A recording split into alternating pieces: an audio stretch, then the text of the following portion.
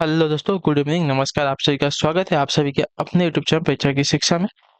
I hope कि आप सभी अच्छे हैं। आपकी जो तैयारी है बढ़िया तरीके से चल रही थी। जो बच्चे क्लास में फर्स्ट टाइम में पहली बार नए हैं उन सबको बताते हैं हमारे चैनल पर आपकी बीएड इंटर्स एग्जाम 2025 की जो तैयारी है साथियों, रेगुलर बेसिस पे करवाई जा रही है। तो जिसे भी तैयारी पूरी करनी है, कंप्लीट करनी है, चैनल को जो है सब्सक्राइब करके हमारे साथ जुड़ जाएंगे, अपनी तैयारी को जो है पूरा करेंगे। नीचे डिस्क्रिप्शन को देखिए, ये जो क्लासेस है बीएड और डीएलएड दोनों के लिए है, तो वो लोग भी जो है क्लास को अटेंड करें। जो डीएलएड वाले छात्र हैं उनका अगर मैंने कहीं पे मेंशन नहीं किया, तो अगर आप क्लास में आए हैं तो आपके लिए जो है क्लास है इंपॉर्टेंट है। ठीक है, क्लास का समय देख लीजिए। जीके चीज की जो क्लास है सुबह 10 बजे डेली देखने को दे दीजिए की जो क्लास है दोपहर को 1 बजे, और हिंदी की जो क्लास है आपको शाम को 7 बजे हमारे चैनल पर देखने को मिलता है। क्लासेस का जो शेड्यूल है आपको याद करके रखना है। इसी टाइम पर क्लासेस से जुड़ना है, अपनी तैयारी को जो है पूरा और कंप्लीट करना है। डिस्क्रिप्शन आपको इंस्टाग्राम टेलीग्राम का लिंक मिलेगा, तो आप लोग हमें क्या करेंगे, इंस्टाग्राम पे फॉलो करेंगे, टेलीग्राम चैनल से जाकर ज्वाइन हो जाएंगे। वहाँ पे क्या है, डेली बेसिस जो क्लास का अपडेट है आपको दिया जाता है। बाकी जो एग्जाम का अपडेट होगा वो भी आपको यहाँ पर दिया जाएगा। तो आप लोग यहाँ से जुड़ेंगे तो आपका कोई भी अपडेट जो है क्लास के रिगार्डिंग क्या होगा, मिस नहीं होगा। ठीक है, तो चलिए क्लास स्टार्ट करेंगे। पहला क्वेश्चन देखते हैं आपका क्या देगा। ध्यान से एक एक क्वेश्चन को देख के बताने की कोशिश करते हुए चलेंगे। और क्लास स्टार्ट करने से पहले सभी से रिक्वेस्ट है कि जिसने अभी तक क्लास को लाइक नहीं किया, क्लास को एक एक लाइक कर देंगे, अपने दोस्तों के साथ जो है क्लास को शेयर कर देंगे। ठीक है, चलिए पहला क्वेश्चन है, जो यश से युक्त हो इसके लिए एक शब्द क्या हो जाएगा। जो यश से युक्त हो इसके लिए एक शब्द क्या हो जाएगा। तो जो यश से युक्त होता है उसको कहा जाता है यशस्वी।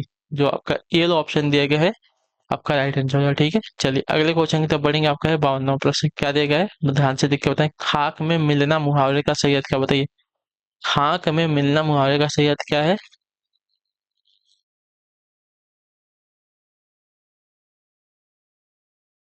बर्बाद होना। ठीक है, खाक में मिलना मुहावरे का अर्थ हो जाता है बर्बाद होना। ठीक है, क्लियर है। चलिए अगले क्वेश्चन की तरफ बढ़ेंगे। आपका है 53 नंबर। पीठ ठोकना मुहावरे का सही अर्थ क्या, बताइए। पीठ ठोकना मुहावरे का सही अर्थ क्या है।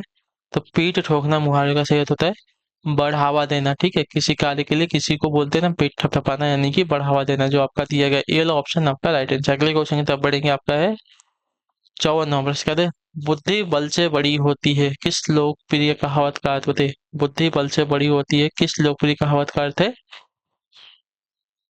तो इसका राइट आंसर आपका हो जाएगा साथियों अक्ल बड़ी या भैंस। ठीक है, बुद्धि बल से बड़ी होती है या जो है अक्ल बड़ी या भैंस इस लोकप्रिय कहावत का अर्थ होता है। ठीक, क्लियर है।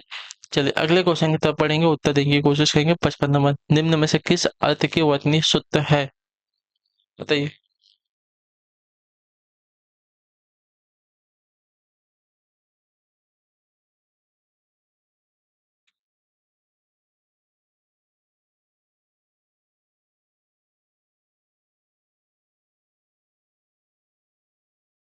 निम्न में किस शब्द की वर्तनी शुद्ध है, यहाँ पे कौशल्य।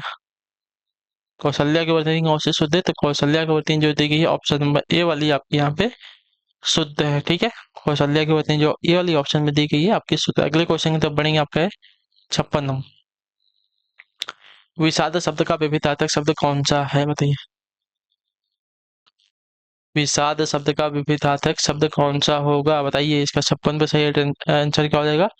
तो विषाद का विभिन्नार्थक शब्द देखा जाएगा तो आपका जो दिया गया यहाँ पे हर्ष से हो जाएगा। ठीक है, विषाद का विभिन्नार्थक शब्द आपका हर्ष है। चलिए अगला क्वेश्चन आपके सामने है 57 नंबर। क्वेश्चन क्या देगा, निम्न में से किसकी मातृभाषा हिंदी नहीं थी, बताइए।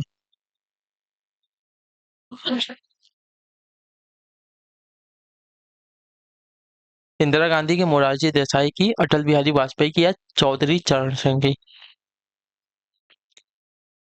तो आपका राइट आंसर हो जाए मोरारजी देसाई की जो है मातृभाषा हिंदी नहीं थी, इनकी जो है मातृभाषा गुजराती थी। चलिए 58 नंबर। अखियां हरि दर्शन की भूखी कैसे रहे रूप रस राची ए बतिया सुन रूखी। उपरोक्त पंक्तियों में किस रस का प्रयोग हुआ है, बताइए।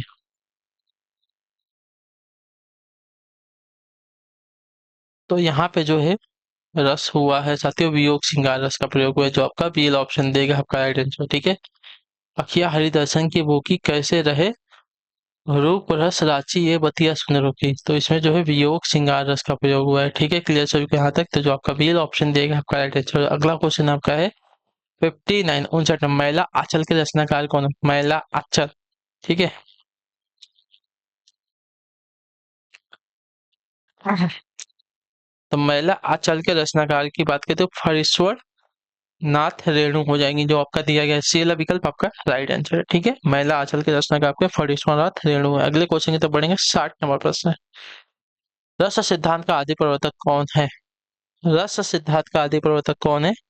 तो देखिए, रस सिद्धांत का आदि प्रवर्तक आपका भरत मुनि, जो आपका ये वाला ऑप्शन देगा आपका राइट आंसर हो जाएगा। ठीक है, देखिए अगर आपको क्लासेस अच्छी लगे तो क्लासेस को एक एक लाइक कर देंगे आप लोग, और सभी से रिक्वेस्ट है कि अगर आप तैयारी को अपने पूरा करना चाहते हैं तो चैनल को जो है सब्सक्राइब कर लेंगे। ठीक है, सब्सक्राइब करने का आपको कोई भी फीस चार्जेस लगता नहीं है। ठीक है, आपको जो है हम यहाँ पे डेली बेसिस पे आपके लिए क्लासेस लेके आते हैं बिना किसी चार्जेस के। ठीक है, तो फ्री की अगर आपको क्लास मिल रही है तो फ्री की आप ले रहे हैं तो हमें भी कुछ ना कुछ तो आपको देना है। तो देखिए, आपको पैसा देना नहीं है तो चैनल को सिर्फ सब्सक्राइब करके रखिए। ठीक है, और डेली बेसिस पे क्लास में आइए, क्लास को लाइक कीजिए, अपने दोस्तों का शेयर कीजिए, क्लास में जो है कमेंट कीजिए।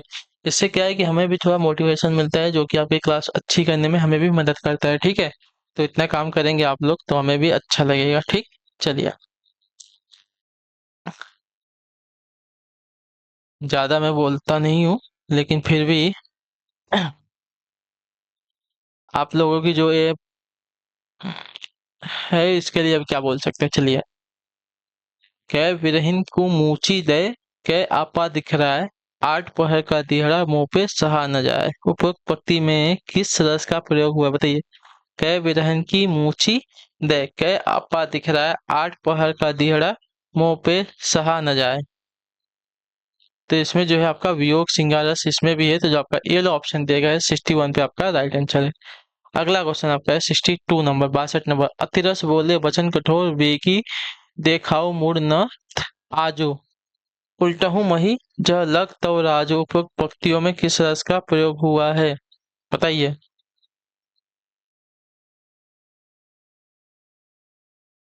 चलिए।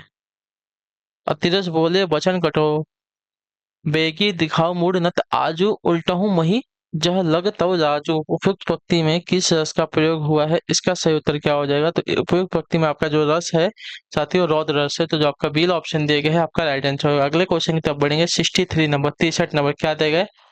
55 खंबे लाल दीवारें किसकी कृति? बताइए। 55 खंबे लाल दीवारें किसकी कृति है? तो देखिए, 55 खंबे लाल दीवारें कृति हो जाएंगे साथियों यहाँ पे उषा प्रियमवदा की। ठीक है, प्रियमवदा की जो है 55 खंबे लाल दीवारें कृति है, तो जो आपका बी ऑप्शन दिएगा साथियों आपका राइट आंसर। अगले क्वेश्चन की तरफ बढ़ेंगे। 64, 64 नंबर बताने की कोशिश करेंगे। 64 पर राइट आंसर का आधे अधूरे किस लेखक की कृति? बताइए। आधे अधूरे किस लेखक की कृति है? तो आधे अधूरे की अगर बात की जाएगी तो यह जो है क्या है, मोहन राकेश की कृति है। ठीक है, मोहन राकेश की कृति है, तो ऑप्शन नंबर सी आपका राइट होगा। ठीक है, आधे अधूरे जो है मोहन राकेश की कृति है। अगले क्वेश्चन की तरफ बढ़ेंगे। आपका 65 नंबर, 65 नंबर क्या देगा? निर्देश देगा प्रश्न संख्या 65 से 70 शुद्ध वाक्य का चयन कीजिए। ठीक है, चलिए। शुद्ध वाक्य का चयन करना है हमको। आप किधर को जा रहे हैं? आप कहाँ जा रहे हैं? आप कहाँ को जा रहे हैं? आप कहाँ जा रहे हो? तो आप कहाँ जा रहे हैं, ये वाला जो वाक्य दिया गया है आपका शुद्ध हो जाएगा। ठीक है, क्लियर है। चलिए, अगले क्वेश्चन की तरफ बढ़ेंगे। इसका बताएंगे शुद्ध वाक्य को। ऐसी एकाध बातें और देखने में आती है, ऐसी एकाध बातें और सुनने में आती हैं, ऐसी एकाध बातें और सुनने में आती हैं। अच्छा, वो ऐसा दिया गया था।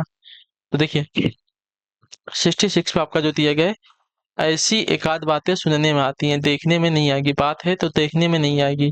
जानकारी भी आपका गलत हो जाएगा। ठीक है, और यहाँ पे तो ऐसा दिया गया है तो ये आपका गलत हो जाएगा। अगला क्वेश्चन है आपका है 67 नंबर। जहां तक हमारा विचार तो यही है, जैसा कि हमारा विचार तो यही है, जैसा कि हमारा विचार तो यही है।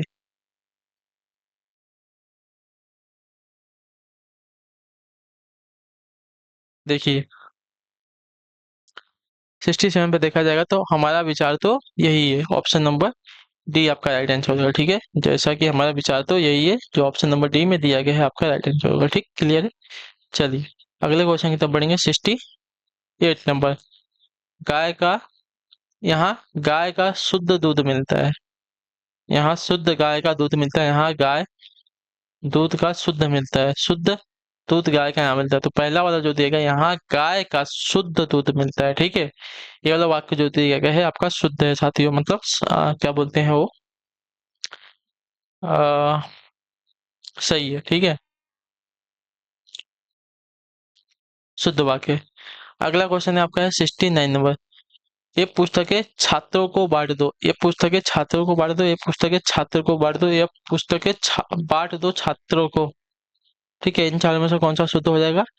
तो ये पुस्तकें छात्र को बांट दो, ये वाला वाक्य जो दिया गया है बी वाला आपका शुद्ध होगा साथियों। ठीक है, क्लियर है।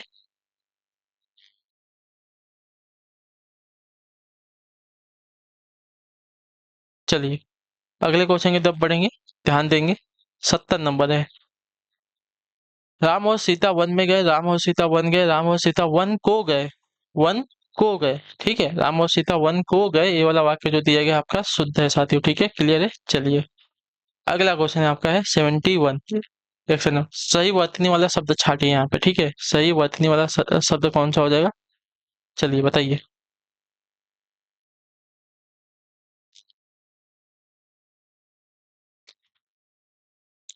तो ये जाज्वल्यम क्या है? कौन सी वर्तनी शुद्ध हो जाएगी?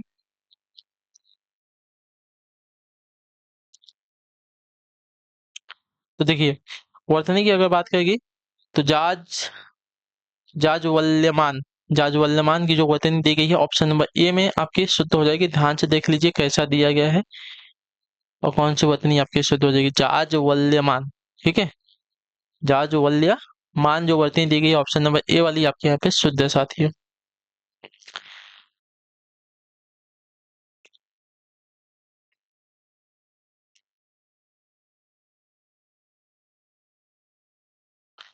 अगले क्वेश्चन की तरफ बढ़े। 72 72 नंबर है। गीतांजलि के रचयिता कौन है बताइए? गीतांजलि। तो गीतांजलि के रचयिता आपके रविन्द्रनाथ टैगोर जी हैं, जो आपका ये लो ऑप्शन दिया गया है आपका राइट आंसर होगा। ठीक है, क्लियर है यहाँ तक। चलिए ये भी शुद्ध है। तो अगले क्वेश्चन की तरफ बढ़ जाएंगे हम। क्या दिया गया है ध्यान से देखेंगे। आपका है 73। भारत दुर्दशा किसकी कृति है बताइए? भारत दुर्दशा जो है किसकी कृति है? तो भारत दुर्दशा की अगर कृति की बात की जाएगी तो आपका भारतेंदु हरिश्चंद्र जी की कृति है, जो आपका सील ऑप्शन दिया गया है आपका सही उत्तर होगा। ठीक है, भारत दुर्दशा जो है भारतेंदु हरिश्चंद्र जी की कृति है। अगले क्वेश्चन की तरफ बढ़ेंगे। आपका क्या दिया गया है 74 74 नंबर। ठीक है, चांद का मुंह टेढ़ा किस लेखक की रचना बताइए? चांद का मुंह टेढ़ा किस लेखक की रचना है? तो चांद का मुंह टेढ़ा अगर देखा जाएगा साथियों तो यह जो है मुक्त बोध की रचना हो जाएगी, जो आपका सील ऑप्शन दिया गया है आपका राइट आंसर होगा। ठीक है, चांद का मुंह टेढ़ा जो है मुक्त बोध की रचना है, तो जो आपका सील विकल्प दिया गया है आपका सही उत्तर है। अगले क्वेश्चन की तरफ बढ़ेंगे। आपका है 75 नंबर, आखिरी क्वेश्चन। ध्यान से देखिए, कितने अक्षरों के समूह को गढ़ कहा जाता है बताइए? कितने अक्षरों के समूह को गढ़ कहा जाता है? तो इसका राइट आंसर आपका हो जाएगा साथियों 3। ठीक है, 3 अक्षरों के समूह को गढ़ कहा जाता है। ठीक, क्लियर है। तो जो आपका दिया गया यहाँ पे बी विकल्प आपका राइट आंसर होगा।